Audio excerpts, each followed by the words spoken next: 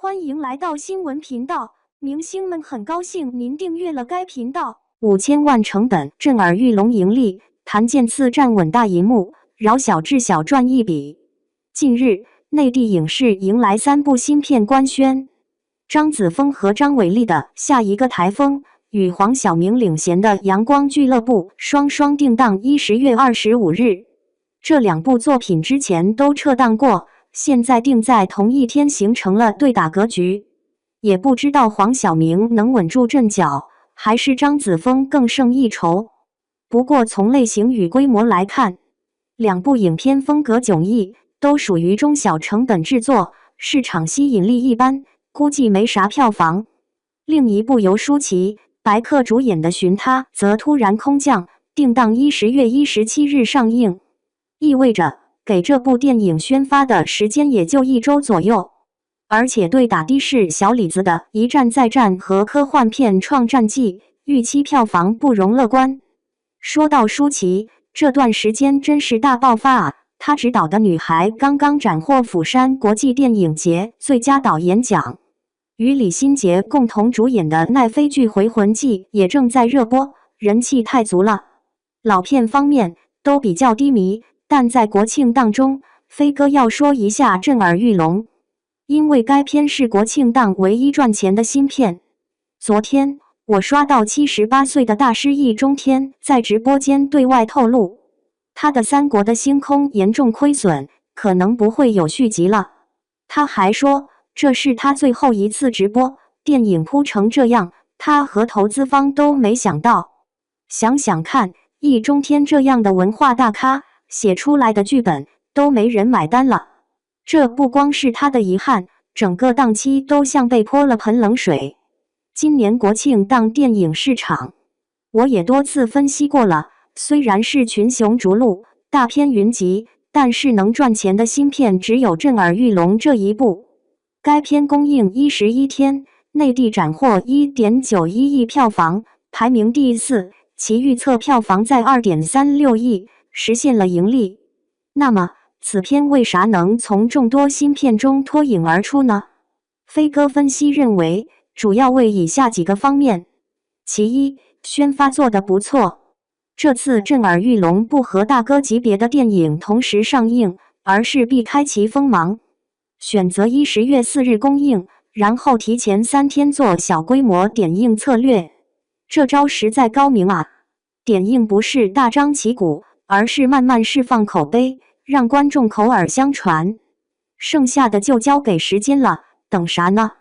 等那些口碑不行的高排片、低票房的电影出来，因为这些会逐渐被市场淘汰出局。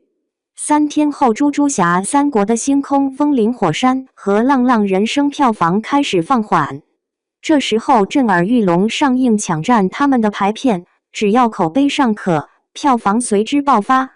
很明显，必证明的证明，就是在竞争中处于下风的结果。如果也选择10月4日上映，可能票房不会这么惨。这次震耳欲聋制片方要给宣发加个大鸡腿。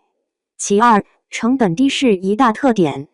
可以说震耳欲聋在大片如林的国庆档中，属于投资最低的一部。该片的成本仅3000至5000万，我观影之后觉得成本应该不会超过5000万，因为该片是现实题材影片，主要靠剧本、演员和场地撑起来。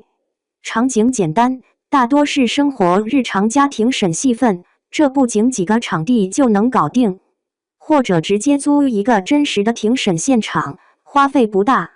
剧组配套设施也不复杂，没什么高科技和特效需求。然后就是演员阵容，谭健次是主角，可能就他的片酬高一点，但其他像潘斌龙、王艳辉这些都是实力派3线演员，片酬不高，不会像全明星阵容那样吓人。你看其他的电影，港片《风林火山》涉及到铜锣湾搭景，花费巨资，请了很多明星，成本攀升至4亿港元。截至10月11日22点30分，此片票房仅7883万，冲击1亿无望，亏损约在3.5亿左右。陈凯歌的《志愿军3》是战争大片，对场景和爆破的要求比较高，实打实的大场面，然后就是全明星阵容，这部分片酬也是吓人的，成本也有5亿左右。目前《志愿军3》票房为5.11亿，预测票房仅6亿，预计亏损3.5亿。邓超主演的《刺杀小说家2》是国庆档特效大片，看得见的特效场面，这需要花费巨资。该片成本3亿，票房仅3.15亿，预计亏损1.8亿。就是必证明的证明也是花费不少的，至少绿皮火车布景，过去20年的服化道都需要大量银子，成本约在8000万左右。浪浪人生有票房大咖黄渤加盟，光请他都得花2000万片酬。震耳欲聋，低成本、低风险，以小博大，简直是聪明投资的典范。其3，剧本好，上映之后口碑好。这部电影有点类似于徐峥的《我不是药神》和黄子华的《毒舌律师》是一个路数，讲述律师李琦为聋人家庭讨回公道的故事。影片上映之后，票务平台都开出9.6分，豆瓣评出了7.5分，是整个国庆档中评分最高的电影。后半场的庭审戏真是让观众振聋发聩，有口皆碑，就不怕票房不起飞。其4，谭健次的功劳。影片在预售阶段就很猛，有很大一部分都是他的粉丝贡献的。当然了，这种票房是建立在口碑之上的，如果电影比较差，票房不会高，毕竟它不是731级别的电影。也从侧面说明谭健次的粉丝购买力比较强悍。震耳欲聋盈利也预示着谭健次进军大银幕成功了，他由之前的流量明星转型成院线咖位级别的演员，这也是继易烊千玺、胡歌、朱一龙、张艺兴之后转型最为成功的流量明星。尤其在动画电影横行和电影不景气的情况下，能扛住院线票房，未来潜力无限。比如说，朱一龙第一部院线电影为《人生大事》，票房拿到17亿，后来被陈思诚看中，演了《消失的她》，被陈凯歌看中，演了《志愿军2》等。还有易烊千玺第一部院线电影《少年的你》，票房报到15.58亿，后面大制作接踵而至，如张艺谋的《满江红》，韩延的《送你一朵小红花》，徐克和林超贤的《长津湖》，搭档直接就是吴京、沈腾级别的。胡歌从电视剧地转型，南方车站的聚会就获好评，后来《繁花》更是一炮而红。张艺兴的孤注一掷也证明了偶像能扛票房。震耳欲聋商业票房成功之后，相信资本会找上门，大咖导演会给他递来好剧本，未来极有可能会是院线电影的新宠儿。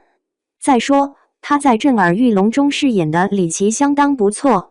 本来他是个胆小怕事的家伙，为了生活低头哈腰，但在一连串事件冲击下，他选择站出来，哪怕放弃职业操守，也要让真相大白。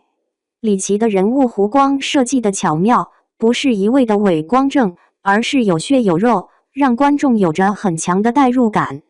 5000万成本，震耳欲聋盈利，谭健次院线稳了。以上4点是该片盈利的主要原因。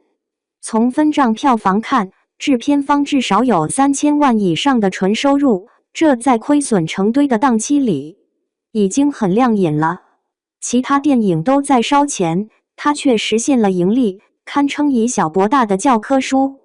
说到这里的提饶小志，作为这部片的监制和投资方，他今年运气不算好，其他项目多是亏损。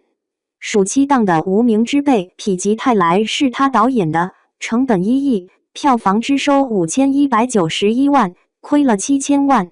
国庆的《刺杀小说家2》他也有份儿，票房没起飞，又小亏一把。还有《罗小黑战记2》，投资1.5亿，票房5.32亿，勉强收支平衡，有口碑没市场，被浪浪山小妖怪后来居上。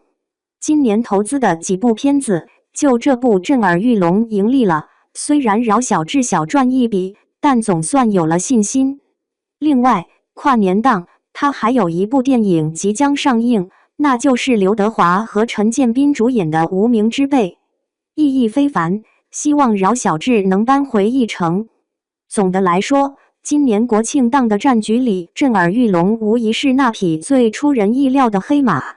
用5000万成本博取2亿多票房，不仅让谭健次在大荧幕上站稳脚跟，还让饶小志尝到甜头。希望国产电影在竞争激烈的市场中能够稳步向前，也愿所有电影亏损都少一点。只有投资方赚到钱，才会继续投资，反之，全赔了，我们看啥呢？对于震耳欲聋，您有话说吗？